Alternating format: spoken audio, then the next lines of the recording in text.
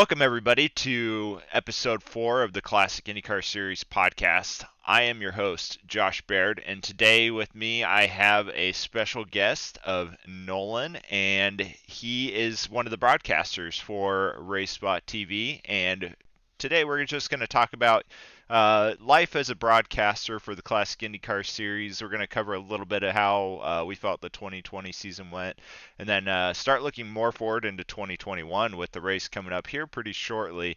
Welcome, Nolan, and why don't you give us an introduction of yourself? Hey Josh, first of all, very good to be here. My name is Nola Rempel. I am one of the guys on the commentator team for RaceCar TV, and I was working on the 2020 Classic IndyCar Series season for the better part of the season. I think I missed the season opener at one of the races mid-season, but apart from that, I was there pretty much from start to finish. Season. It was quite the interesting season that we ran into last year with three title contenders up until the last race, and even into like what the last 20, 30 laps, it was down to three people for the fight for the chase. So it was probably my favorite season that I've been a part of so far with the Classic IndyCar Series, and you were there for the Indy 500 for the Classic IndyCar Series. Do you remember about all that excitement that we ran into for that race? I do. There was a lot of drama on that race, and I tell you what, that's why I kind of like the fact that you guys always have these Indy 500s as these season finales, because everybody knows that that's the one race you want to win. You top that off with that being the season finale as well, and well, you just know something big is going to happen every single time without fail. Oh yeah, yeah. The admins couldn't have planned that any more perfectly. I almost wonder if NTT should take a lesson learned from that. Add the drama of your season finale and throw an Indy 500 in the mix, and you're set up for a huge bang at the end of the season. But yeah, that was a great season. I was loving it from the driver's perspective, and I'm sure you guys were loving it from the broadcasting perspective. But taking a step back really quick, I do want to talk a little bit kind of how you got into the broadcasting side of the house. Maybe give us an idea like what got you into broadcasting for Race Spot. It's a bit of an interesting story for me, really. Back in the early days, because I have my own YouTube channel, but back in kind of the early days of my channel, I started getting into the whole offline league phase back when NR 2003 was a really big thing. And I still do that stuff to this day, but there was just a bunch of leagues that just kind of made just for the fun of it, and I just did that on my free time. When I looked over to Race Spot and saw that they were looking for an opening on their commentating team, I got in touch with them and I was just like, hey, so I've been doing this sort of thing, just kind of my own one man show for a while. Just kind of wondered if the spot's still open. Sent them a couple of the races that I did. And the next time I got a message from them was actually through Facebook when Hugo basically says, like, yo, so I'm going to add you to our commentators group and you're part of the team now. And I'm just like, oh my gosh, okay, this is this is a Oh really wow, big leap to yeah. go from doing your own thing to being like on the top level there right away. Yeah, no kidding. I think you're doing a great job so far, so they definitely made a good choice by bringing you along on the team. But what a cool experience to go from NR 2003 all the way to where we're at now. Seeing the technology change and being able to have RaceBot kind of change sim racing as a whole, I believe, being the lead, I would say the lead broadcasting group for sim racing channels. It's quite the journey, and I'm sure you're having a blast along the way. So it sounds like if you've been with them a few years now, huh? Yeah, the very first broadcast I did with them, I had actually only just got iRacing, and I got iRacing for the sole purpose of being able to broadcast with them. I probably never would have gotten it without that. The first race I actually did, actually, conveniently enough, was a Classic IndyCar Series broadcast, and it was for the penultimate race at Silverstone, I think it was, for the 2018 season. And I remember that distinctly because the first person I ever met on the commentary team was Will Vincent. And since we were at Silverstone, he told me, he basically gave me this big lecture before the broadcast in corner names like Maggots, Beckett's, Luffield, Brooklands, all that stuff. And he basically said, do not mess these names up. The Brits will lynch you if you do so. Oh, that's funny. Will Vincent, definitely an iconic name for Race Spot TV. I'm sure it was a blast to be able to commentate with him for that race. I remember that race distinctly as well because that was back when I believe my rookie season, and that race I had a terrible setup, and it kind of changed the way I looked at road racing and setups for that. So, not a very good experience for me for Silverstone, but. So I was curious though, do you race in your free time when you're not broadcasting, or is your sole focus pretty much broadcasting? It's a bit on and off for me. I know I used to. I've kind of gotten out of the habit of that lately. I think I've only done about 10 races or so in the last 4 months, give or take. I got really into the AI racing recently.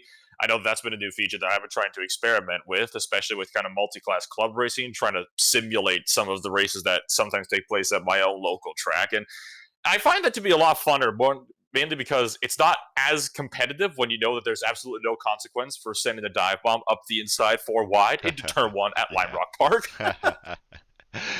Yeah, I agree. I'm actually getting into the AI racing myself, and to see this huge push for AI racing actually in this new patch was it's very it's going to be awesome for me to be able to take my skills offline. And as you said, making those mistakes aren't nearly as costly. I find myself backing out of the car and then going back and resetting the race session so I can get back in there and try it again. So I'm very appreciative of what they're doing with that AI racing. I feel like that it has been very fun to sit there and watch them develop the AI drivers. I feel very, what I want to say, it feels very realistic driving against some of those people, or some of those AI drivers on the track. So, shifting gears though, from a broadcasting perspective, what do you guys? I've always been curious about this. How do you guys find stuff to talk about during a live broadcast race? You run into some of those green flag long runs, and it's got to get to a point where you're like, okay, what do we find stuff to talk about? I've always been curious to hear what you guys have to, how you guys come up with some of that extra content. If it's more of a league race, what we'll typically do is we'll go over the point standings. We tend to sometimes go over a driving, kind of like a running order. If it's smaller field, we'll go over the whole running order. If it's a larger field, like 20 plus cars, we'll usually just go over the top eight or the top 10, something like that, or just how many cars are on the lead lap. We sometimes do these fan immersions, which are basically crank it up, so to speak. We do these like onboard shots of a car, usually in car or from the roll bar in the case of the Indy cars. And we basically just kind of do these sorts of things for a few laps, just kind of fill some of the dead air. If Mhm. all else fails, though, I find that more and more commonly discussions about food have been starting to seep into our broadcasts. The Yeah, the big argument, I think this started by Lorenzo, was pineapple on pizza, yes or no? no, I'm not a pineapple on pizza type of Oh, person. thank goodness. We can get along then because fruit and meat do not go together. If it came down to it, and there was a world apocalypse or some sort of like political divide where it's like fruit and meat, I would definitely go on the meat train, and I would not do anything where you mixed fruit and meat. It just does not go together. No, no, it does not. In my opinion, you got to have pepperoni on a pizza, and Yeah. that's it. You put pepperoni on it, perfect, just flawless. You can't go wrong with pepperoni and pizza. But yeah, I was listening. I believe when I got caught up in that broadcast, listening to a race one time, I was like, oh no, the age-old discussion of pepperoni or of pineapple on pizza. And yeah, I'm definitely with you on that train. So going back to more focus on the classic IndyCar series, over the time that you've been broadcasting, what do you think you love most about the classic IndyCar series? I like how unpredictable it is. It's one of those series where you walk into a race and you think something's going to happen, and you just end up being completely wrong. I think Joshua Chin is a very great example of this because he missed, I think, what was it, 2, 3 races or so in the last season, and we thought he was going to be out of the championship fight. Come back around to Indianapolis, there he is, well in contention for a points title now after missing a good 2, 3 races. It was just staggering the comeback drive that we saw from him. And that's what I love about it is you can have these drivers that will drop out of the fight and they can bounce right back if they have the time to do so. It's always something that's just fascinating to watch because it's not like other leagues where it's just one person that just runs away with it and takes the points title with like 3 rounds to go. Yeah, I totally agree. It was funny. I'm sitting here looking at this league coming up, and some of these other podcasts, we have these discussions like, "Hey, who's this driver? What are they going to do this year?" And we can't. And looking at some of the newer people joining this season, some of the seasoned veterans that are coming back, you have Joshua Chin, who, man, that guy's fast as all get out, and it's come down to him missing races for work or making that one spin on that road course that has always kept him in the hunt. So if he has a consistent year this year, he's obviously going to be strong for the win. You got Lucas Leveille, he's going to be hungry to come back and win another title. You got some other teams that are joining the fold this year. So I really couldn't tell you from today. I could not tell you who I would want to see win this year. Obviously, I would like myself to be in that title contention. I think I still have a couple more years to develop before I'm in that fight, but I'm hoping that maybe a guy or two on our team will come alongside us, and I'm the top 10 is just going to be a phenomenal experience this year. I'm really hoping to see some uptick in competition, and I do agree with you when it comes down to you don't know who's going to win the title. This last year, like we said, at Indianapolis, it came down to like the last 10 or 20 laps before even Josh Chin got out of that contention, and then it came down to the last lap of if Robert Grosser or Lucas Leveille was going to make it. So, yeah, at the end of the day, these cars they're so fun to take out on the track, and the competition is so tight. You don't know who's going to win the race. You don't know who's going to win the championship, and I do think that is what makes it so unique. Um, the other thing is too is these older cars. I feel like they do bring another level of competition with the instability. I guess the technology is not quite there that it is in today's cars to make it a little more challenging of a drive. So that's also a very interesting aspect to bring to the table. Looking back on the 2020 season, is I know you really enjoyed the Indy 500. Do you want to? Is there another race you loved, or do you think it had to just been the Indy 500 this last season? It's a difficult question to answer because whenever I think what race is my favorite, I tend to have two favorites, and I have one for the road courses and one for the ovals because they are just so different from one another that you really can't compare them side by side. So if I were to pick another one, and this is besides the Indy 500, obviously, because nothing could ever beat that. I have to say I really loved the race at Phoenix. That I think was one of the most thrilling oval races in an IndyCar I've seen in a while. The fact that it took place on a legacy track was something else, and we were seeing all race long how difficult that track could be for drivers, and it was honestly a real thrill to watch. It's a magnificent sight to see these cars just throwing their way around those low bank corners, going about 3 times faster than any stock car could ever dream of going around a place like that. Looking over to the road course side, though, I'm going to say Montreal. The Circuit Jean Villeneuve race was really good. It kind of dropped off in the second half, but the entire first half of the race, it was just pass after pass after pass. Every lap, there were like 2 or 3 battles going on over the track. We couldn't even get to all of them. I love that Montreal race. Unfortunately, I wasn't able to attend it myself, but watching the replay, I was like, holy cow, I kind of turned the tide because that was, I believe, NAB's maybe first race that they showed up for. And they were right up there in the top five the entire race. And it was like, you couldn't tell that first half of the race, you were like, man, if this goes the whole race, you're not even going to know who's going to be in the lead at the end because it was just they couldn't pull away from each other, and I did love that experience. It's one that in the road courses in the IndyCar series, there tend to be can be a little bit of a lead by the end of it. So it was nice to see that competition from A to Z on that race, and to see all the dynamics that changed throughout that course. So I definitely appreciated all that we brought to the table with that Montreal race. I'm looking forward to seeing more of that this year. I know even for Iconic, we're bringing two more drivers on that are going to be more of our road course efficient drivers. So I really see the 2021 season bringing increased competition level to the road course side, and I'm looking forward to that. But we're coming up on our first break here, so we're going to go ahead and take a couple minutes to give our sponsors a chance to get their word in, and we'll be back here in a moment. Esports TV is made for gamers by gamers. Over the course of the last several years, video games have become a vital spectator sport, with single events pulling in millions of viewers.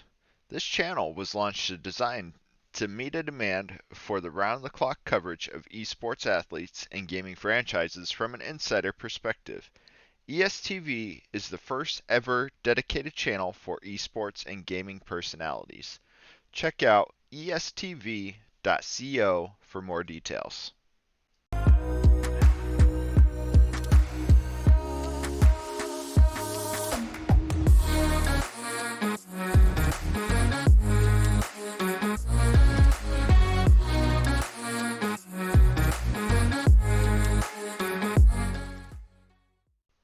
Welcome back, everybody, to the second segment of the Classic IndyCar Series podcast. I am your host, Josh Baird, and I have Nolan with me today from RaceSpot TV. We're just kind of covering some of the things that we liked throughout the Classic IndyCar Series season, and we're also talking a little bit more, finding out a little bit more about Nolan. And I had a question from the first segment. I totally forgot to ask you this, so why don't we kick this off with the second segment? What do you do outside of your race spot life that you live? Well, my love for racing kind of extends well past race spot and sim racing as a whole. I actually have, I guess you could say, two jobs over at my local track in real life. I work one job as a timing worker for a drag strip, quarter-mile drag strip, and what I basically do there is I'm just one of the guys that puts the car numbers into the computer and watch them fly down the track. And I'm a volunteer track marshal for a road course, and I've been doing those for actually about the same amount of time I've been working with RaceSpot too. Wow, that's very interesting. I didn't know that you actually worked on a real life track outside of here.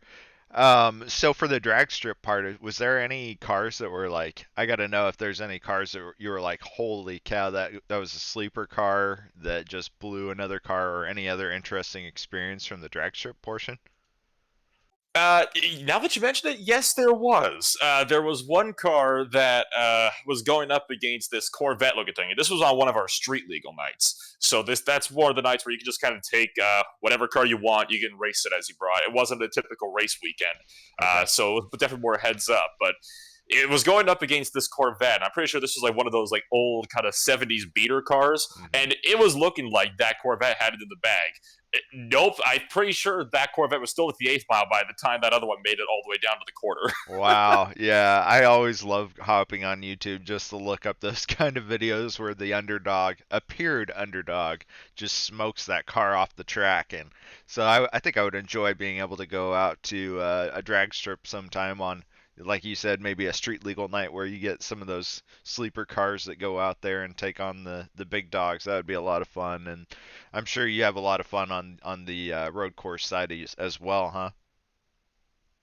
Yes, road course racing is a bit of an interesting one because it's not the typical thing where we have set series that come on down. We more have these little groups, and the groups can kind of go up to about 32 cars each. We usually have two open wheel groups and two closed wheel groups. The closed wheel groups have a very wide variety of cars, from these small Honda Civics that you can build in your garage, right up to some almost GT races. I'm pretty sure we have a 911 that comes on out from time to time. We definitely have a Monte Carlo late model that actually comes out and races on the regular, and he usually just kicks everybody into the dirt every corner he gets. Oh man. Yeah, that's really cool. I mean, it's cool to get out and see your local guys hit the track. I know that that's a passion of mine, has always been racing. Unfortunately, I don't have the financial means to own a race car, so I spend it on my virtual race car, if you will. Um, so, but yeah, I would love to be able to go out there sometime and like check out a local track to be able to see, how those go. I know my brother, he lived in Washington, D.C. He actually got to go out to Watkins Glen with his car one time. I'm like, man, I wish I had the opportunity to be able to do that. But here in Iowa, we're a little short on road course tracks, so I probably won't have that opportunity anytime soon. But I do get out to Iowa Speedway occasionally to check out some of their stuff. But yeah, that's a pretty cool dynamic that you get to experience the real life racing circuits and get to contribute in that way. I hope, or do you have anything else that maybe that you find interesting about that life, or do you? I mean, I guess if you could elaborate on that a little bit more.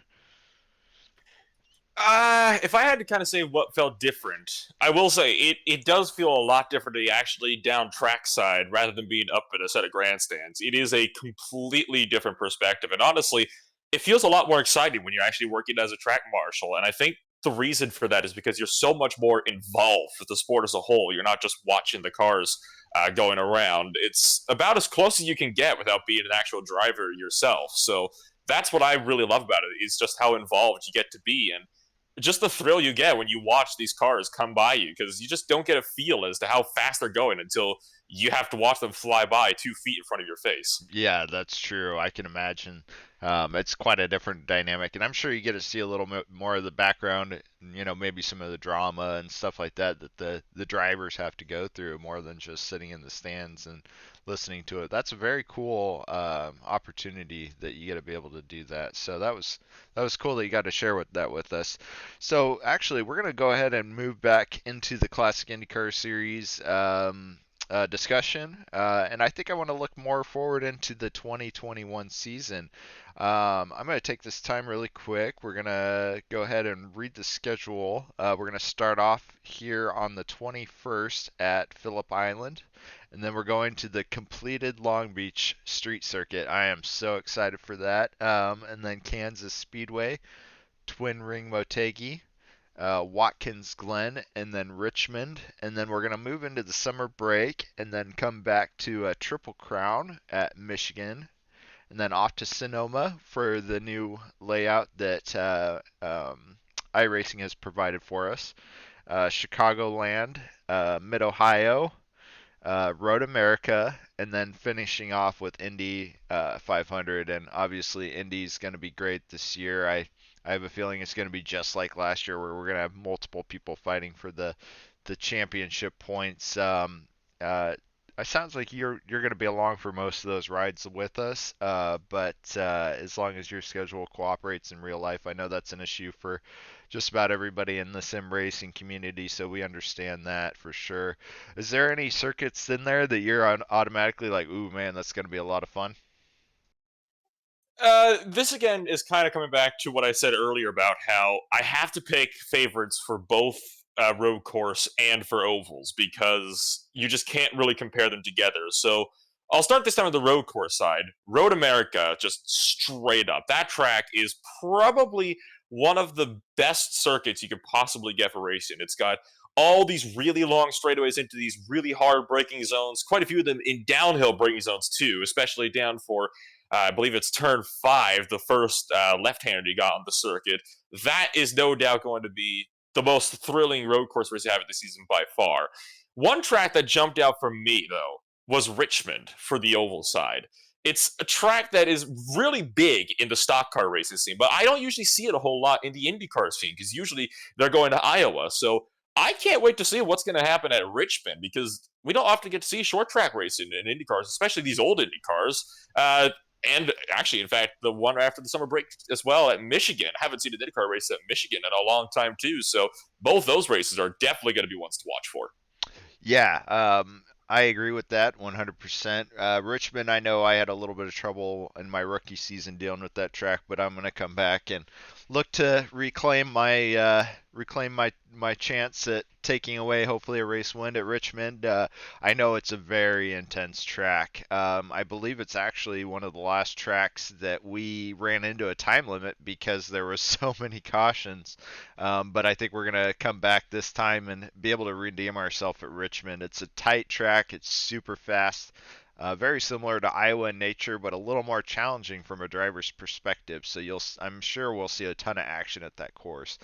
Michigan Raceway, back in that era of car, was pretty much the Daytona of IndyCar racing. So we're gonna see full three wide, pretty tight, close knit action there. So we're really looking forward to that. And with it being Triple Crown, I think a lot of people are going to be pushing twice as hard to earn that Triple Crown points.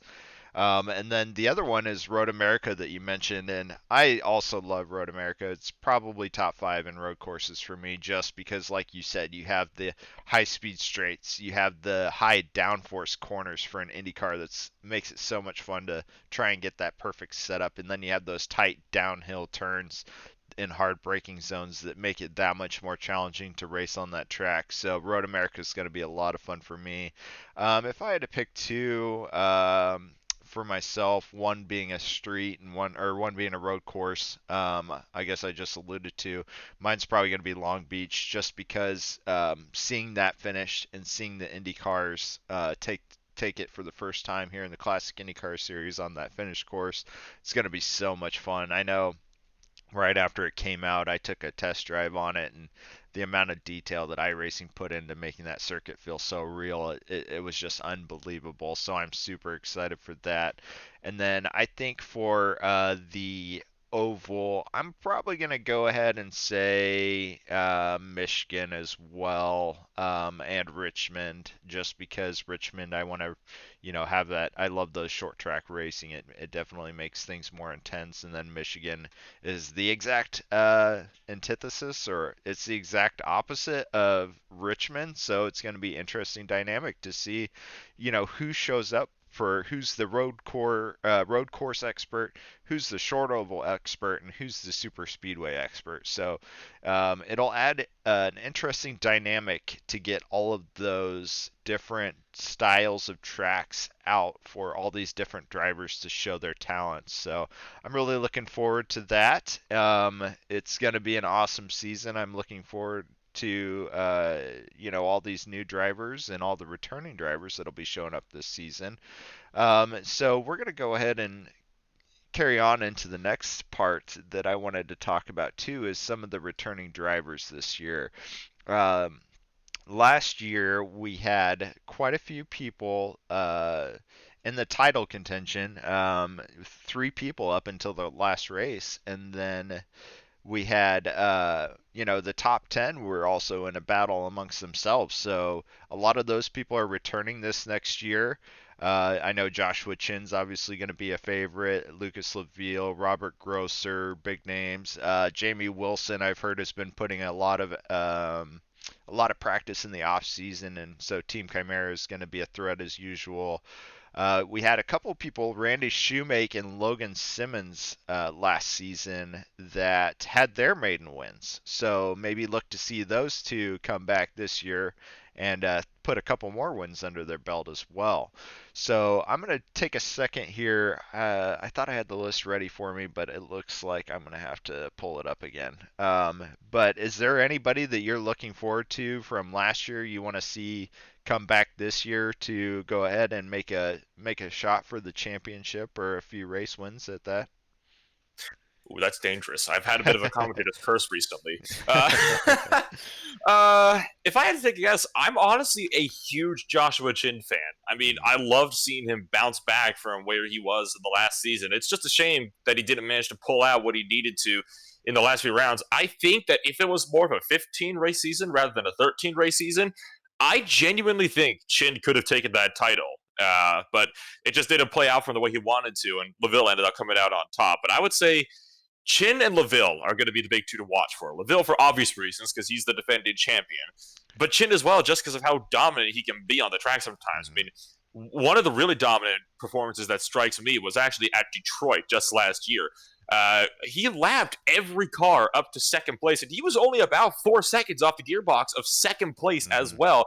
That is an incredible performance. So he's going to be a force to reckon with, especially when we get to Long Beach, because it seems like street circuits is where he's really good at. Oh yeah, I agree. He's going to be a force to be reckoned with. He always is, of course. And I don't know, because I'm one of those people that I usually root for the underdog. So As much as I know how dominant Josh Chin is, I don't know. I'm like, I kind of expect him to win the championship this year, but at the same time, it's like, I love watching the underdog story. So I'm going to go ahead and say that we might get a new third person or a new fourth person this year for the championship. So I'm looking forward to seeing how that all pans out. I know Henry Bennett is returning this year. I don't know if he's going to be full time or part time, but he's a prior winner of the Classic IndyCar Series. You have Aero X. They always bring a good show. When Matt Cook took that championship for Aero X, Vortex added Marshall Stanley this year. That's going to be a huge advantage for them going into the season. Us at Iconic Motorsports, we've added a couple people to our road game roster. So from a team perspective, we're going to have some more competition to add there. There's also a new one to keep an eye out for this season too, I believe, and that's the Sim Racers. Let's see here, what's it called again? SRC is what I refer to them by. Simulation Racing Council, and that's Johnny Garrett and Ethan Agan. Both of those guys were independents in the top 5 or top 10 last year for championship points. So you put those two together, and you might have another team on your hand that's going to be contending for the championship this year.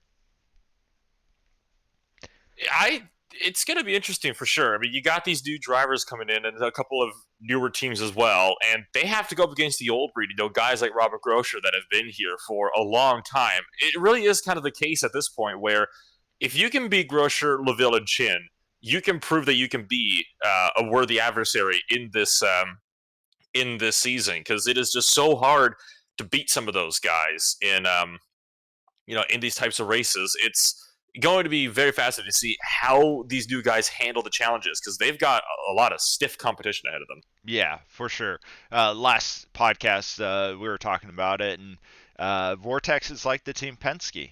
That's the team that you have to set your standard to. Team Chimera is like the Chip Ganassi racing team. That's another team you have to that has set the bar so high.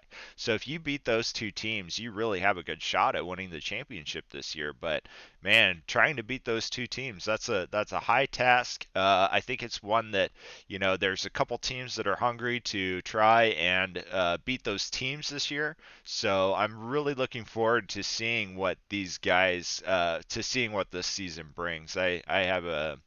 I'm super excited for it. It's probably going to top 2020, so I hope that the reality meets my expectations this year. So I'm looking forward to it. Another cool thing that we're doing with the Classic IndyCar Series this year is we're starting a fantasy league where you get to choose the drivers that are going to be competing in the races. So that's going to be a new interesting dynamic. If you want to look for more information on that, just go ahead and check out our Discord. We got that spun up. I don't know if you guys, as broadcasters, are allowed to do it because then you'll have the commentator's curse. I'm not even sure how fantasy racing works. It's something I've kind of been interested in for a while, but I've never really understood it, so to speak. But I'd be interested to give that a try. So you never know. I might find myself in there if I have to step down from commentating duties. Yeah, there you go. I'm sure we'll let you in, but I don't want you picking me for any of them because then you'll just curse me for the rest of the season. So, pick all those other guys. The guys like pick Josh Chan, Lucas Leveille, Robert Grosser, so that way some of us other guys can get a chance. But no, yeah. So I'm looking forward to it too. I'm kind of new to it. They did a NTT fantasy thing, and I guess you just kind of try and pick the top who you think would finish top 10 and see where those guys land. And it'll be a new learning experience for me as well. So I'm looking forward to it. But we're actually coming up on our second break here. So we're going to take a moment to catch our breath, maybe refill our waters a little bit, and we'll be right back. SimRace 24/7 is an independent website providing nonstop content as well as interviews, race reports, features, investigations, analysis, and reviews. If it's about sim racing, then it's on SimRace 24/7. Ran by the team of Paul Velasco, editor Darren Buckner, and contributor Sam Tomlinson. check them out on their website, https://simrace247.com.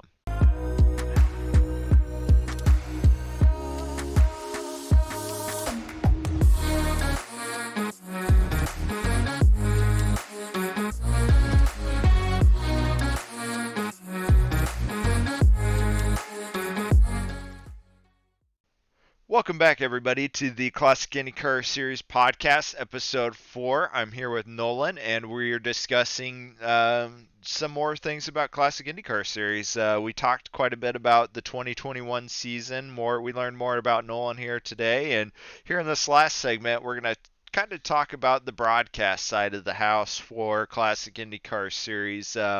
I know with this big new surprise here, and I guess this is news to you as well, Nolan. In the off season, we've locked in a TV deal with ESTV, ESports Sim TV, Oh, and no way. so you're going to be on the big screen. Um, we're looking to reach about 80 to 100,000 people a Sunday now.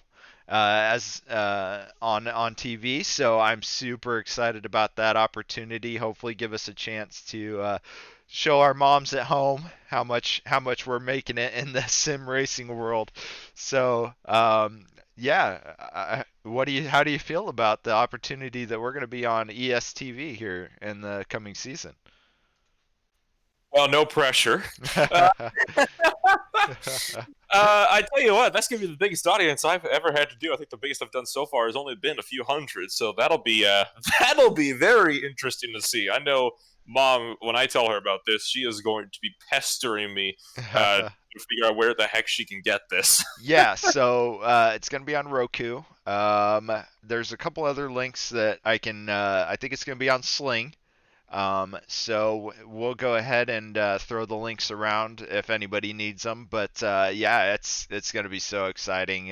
It's going to be a new opportunity for us to reach a new audience, and not only from an entertainment perspective, but it really helps out our sponsors at the end of the day to be able to reach out and meet new people and create a new community, and hopefully get us launched into sim racing stardom at some point in the near future. So, looking forward to that. And of course, we've had a sponsorship, excuse me, for the past 3 or 4 years, I believe. I know three as a full-time partnership. So, I know from a Classic IndyCar series, it has been great to be able to work with you guys. It is so much fun to sit back and watch such a professional broadcast of each and every race, and to see your guys' broadcast quality. So I'm kind of curious though, from the life of RaceSpot, how is it working with RaceSpot? Is it pretty time consuming? Do you have a lot of fun working with RaceSpot? Is the team fun to work with? Anything like that? The team is incredibly fun to work with. As for how much time it takes up, really it depends on what kind of series you do, because obviously some series will take longer than others. Traditionally, we kind of meet up 20 to 40 minutes before a broadcast, just so we can kind of go over some notes, get everything set up. That way we're not typically going into these things completely blind, but it's a very nice structure that we have there, and it's honestly a very great community as well. Everybody is always super nice and super available to help. I really can't see anything wrong with it. It's definitely one of the best group of guys I've had the pleasure of working with in a very long time. Yeah, I love working with you guys. I think it's a lot of fun. I think you guys get along very well with each other. For watching it from a an audience perspective, seeing RaceBot do that, it seems like you guys got a lot of wheels turning at any given time. So we definitely appreciate all the work you guys put in to make our broadcast so enjoyable to watch, and we're really looking forward to a strong future working with you guys. The other thing is watching some of those endurance races. I'm like, oh man, that's got to be tough for you guys to be able to pull off something like that. But it is a lot of fun. Is there anything from a race spot perspective that you guys feel like you would like to tell, the audience listening in on the Classic IndyCar series? Like anything, uh, you guys, any thanks you'd like to give them or anything like that? I definitely have to say, when it comes to kind of when it comes to newer stuff, I want to say the new overlay has been fantastic. ATVO has put in a lot of work with our new broadcast overlays, and like the people that only tuned in for the CIS broadcasts are going to be seeing that very shortly here. And I tell you what, it is definitely worth waiting for. It is a fantastic package. It's very beautiful, very crisp and clear. It's going to be fantastic to see how this plays out with the new package.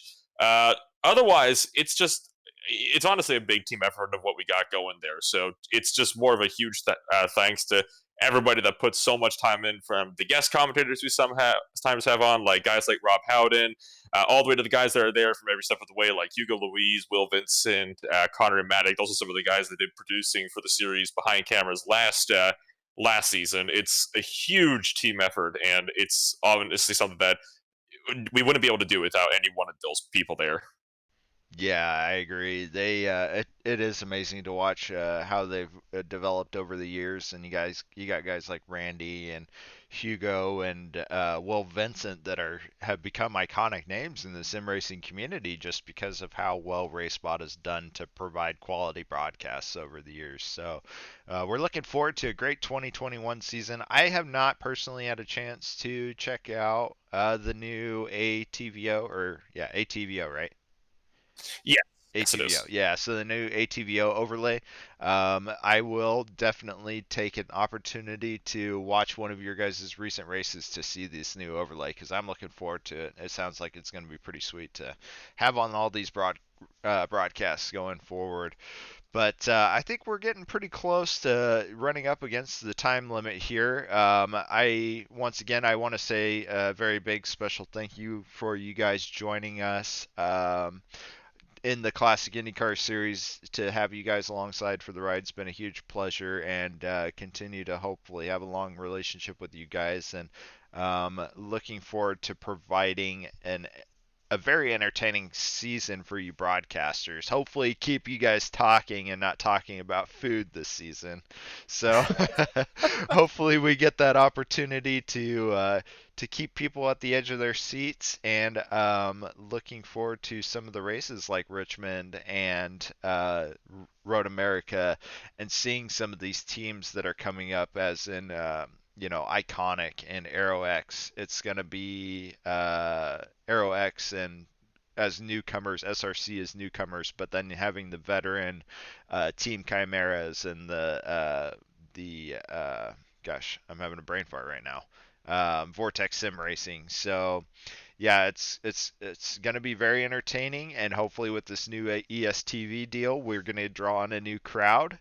Um, and then hopefully we have a great year. I'm looking forward to it. I know we have Phillip Island coming up here this next race, and that's kind of a unique race for Classic IndyCar Series from a perspective of. I believe they did actually race that in real life, but it's not something that we do today. It was kind of I think, a one-off, one and done series. Is there anything you're looking forward to with Phillip Island coming up? Phillip Island can kind of go either way for me. Mm. Historically, open wheel racing there hasn't been the kindest, and I say this just coming fresh off of the Delar Formula IR series, which was an official series run in iRacing where we only had 14 cars show up there. So obviously, with almost double that field size, we're definitely going to get a much more exciting race. So I'm going to go in there hoping for the best. Yeah, it's crazy. I've been watching the community and people are already getting started. I think 3 weeks ago I started seeing people starting to talk. So I think we're really excited to get Phillip Island underway, get the season kicked off. I've seen some pretty competitive lap times throughout these practice sessions that people are actually throwing together for us to get prepared for this race. And I agree. This is going to be a tough track for these open wheel cars, especially because you have a lot of altitude changes, elevation changes rather, on these tracks. And we all know that these Indy cars do not like elevation changes. They tend to get spun out quite a bit when you take the load off those rear wheels. So expect some action there. And with seeing how close some of these times are, I expect to see some tight knit racing. So it's going to be a lot of fun coming up here at Phillip Island. I hope you all get the opportunity to tune in. So in our closing statements, is there anything you would like to say to close us out for this conversation? Honestly, not really. It's been a very great conversation. It's been a pleasure being on the podcast with you here today, Josh. Just thank you again for having me on. It has been a real pleasure. Yeah, I definitely appreciate you taking the time to speak with me today, Nolan. I had a lot of fun as well. We got to cover a lot of discussions amongst last season, this season, and I'm super excited for the opportunity to have that opportunity to talk with you about it, and it's got me super pumped for this upcoming season. So we're gonna take the time and say our goodbyes, and I appreciate everybody that had the opportunity to turn in today. Thank you for listening in, and go ahead and take a moment to subscribe to the Classic IndyCar Series podcast channel, and take a time to take a look at those sponsors that take so much opportunity to be able to provide this great series to bring to you guys every week. We really do appreciate everything that those sponsors do, like IndyCar Ministry, ESTV, uh, uh, virtual race car engineer as well. So we will leave you guys with that today and hope you guys have a great day.